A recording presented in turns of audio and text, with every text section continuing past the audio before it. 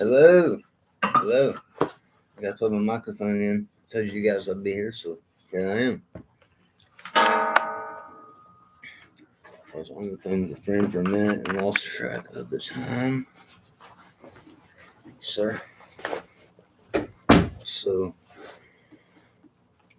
Lost Books of the Bible. That's where we're going. And I'm going to do an introduction because there's a lot of people that are really put off by this thing. Put off by the books that are not in the standard Bible that they're used to reading. And really, that's not okay. We gotta open our minds and let's do an introduction here. And this is I'll figure out how to spin this around for you guys at some point. Maybe YouTube will do it for me. But there are not just four gospels. There are four gospels that are really on point, and they all really back each other up, and they line up very well. So, introduction to the Lost Books of the Bible. This is by Dr. Frank Crane, and I think that he writes this out really well, and this will get us started in this. The great things in this world are growth. This applies to books as well as to institutions. The Bible is a growth. Many people do not understand that it is not a book written by a single person, but it is a library of several books which were composed by various people in various countries. It is interesting to know how this library grew and upon what principle some books were accepted and some were rejected.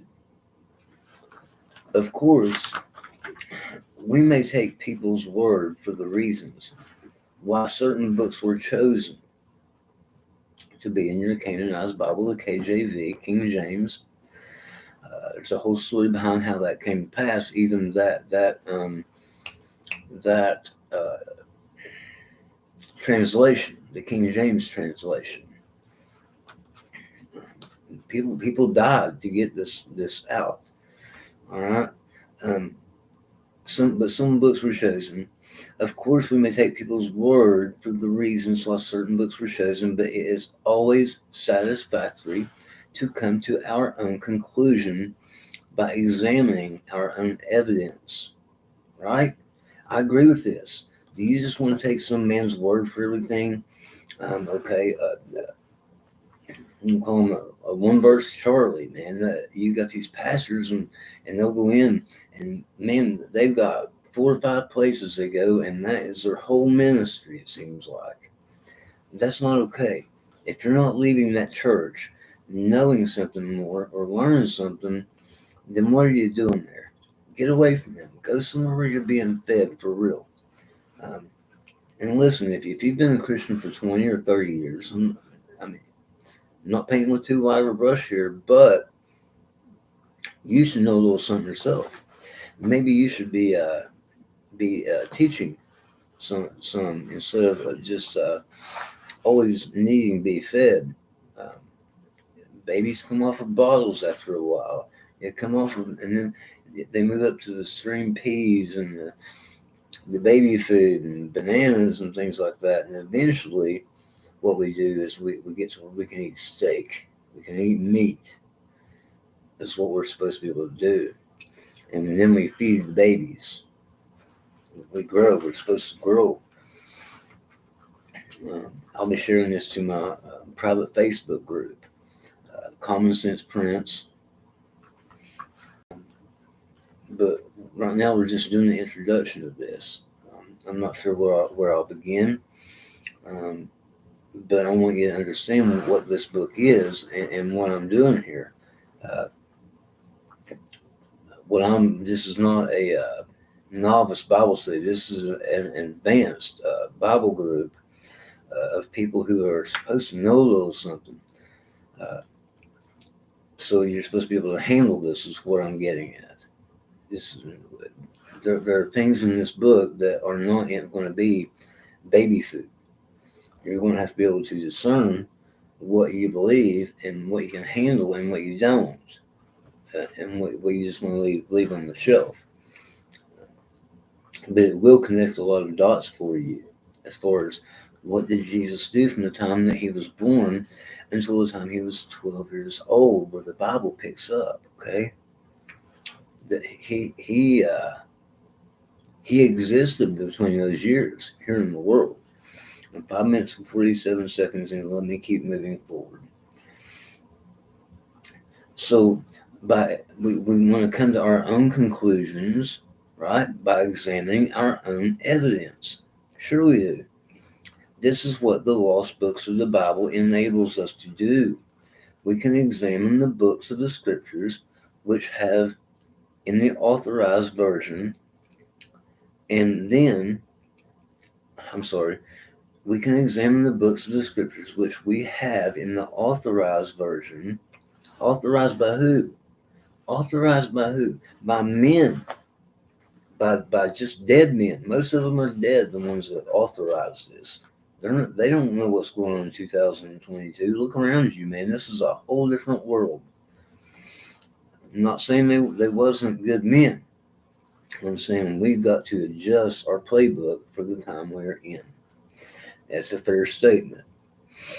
So, and then in this book, we can read those scriptures which have been eliminated by various councils in order to make up our standard Bible. Sorry, I have trouble with my S's. It is safe to say that a comparison of the accepted books with those rejected may be relied upon.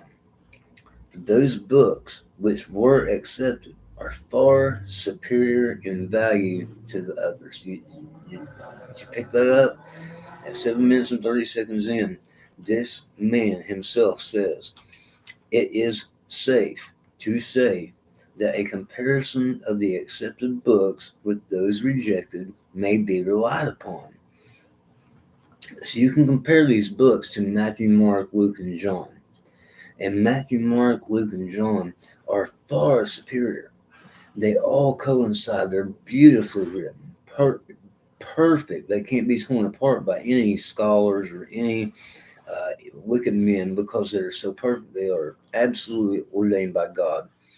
What this is going to do is going to fill in some blanks for you, maybe, for those who care to know.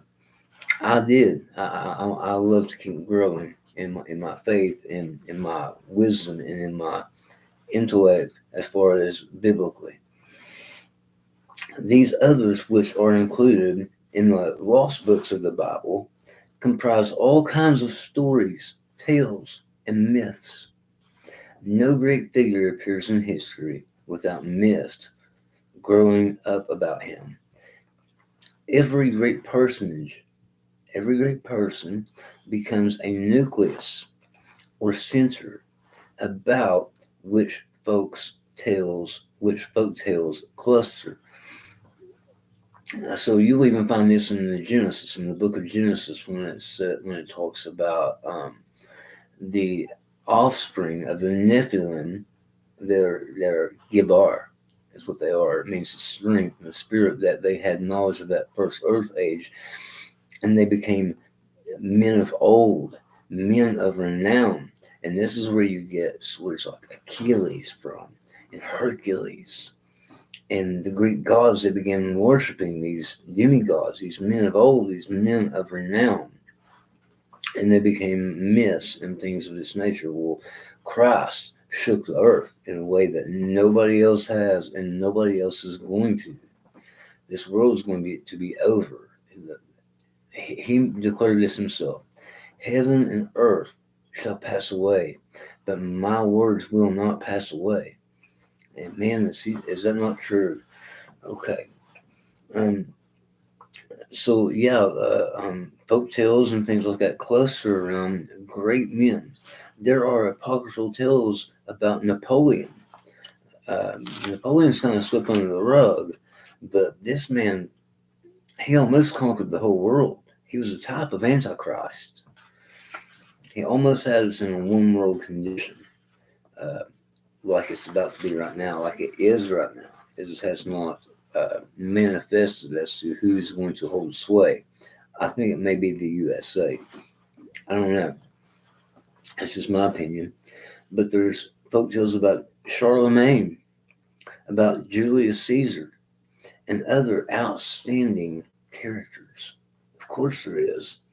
So I'm going to end with this. It is impossible that a man representing so great a force as Jesus of Nazareth should appear in the world without finding any echoes of his personality in contemporary literature. Many stories which grew up about him as time elapsed. What these tales and stories are, just how he appears to the fictional minds of his day and afterwards. It is an interesting, it is interesting to note. So that is an introduction to what I'm going to be covering. Um, you've got some closed-minded people out there, and they're going to say, "Well, that's heresy, heresy. Jim's a heretic." No, I'm not. No, I'm not. I probably know my Bible better than most. I'm not going to say better than you, but I really appreciate my Father's Word, and I spend a lot of time in it. So I believe this is an order in the time that we're in because all information is at our fingertips, right here on these, on this computer that I'm coming to you through, on these phones, on these things. The whole world, nothing is hidden. You cannot shelter people from these things anymore. You got to meet them head on, and that's fine. Christ is going to do just fine through all the myths and tales and everything else. He was God, Emmanuel, God with us. You cannot shake that up. It's going to stand. I assure you. The only thing is, I'm not sure where I'm going to begin. I may begin with his infancy. I don't know. I may begin with the proto-evangelium. I'm not sure. Maybe maybe uh, maybe the birth of the Virgin. Maybe have you ever heard about Mary's birth? She was something too. Um, Maybe we'll read about Elizabeth receiving the visit of Mary when the baby leapt in the womb. Well, is there life inside the womb? Well, right there it just said that he knew when he was in the presence of God, John the Baptist leapt inside the womb. He was aware of the presence that he was in, the force that he was with. So I'll leave off on that note. We're almost 15 minutes in. Word of wisdom from our Father. Prayers for everyone out here. No one's getting rich off of this. We love you. Thank you for your sacrifice of your son and for letting us know that there is a God out there who cares for us and who holds himself to the standard that he expects of his subjects, of his creation, us. Thank you, Father. And I finished the book of Matthew, and my orange jacket got washed, and my hat did too. So it doesn't smell like fish or anything like that anymore. Love you guys. Keep coming back. Let's see if I can end this.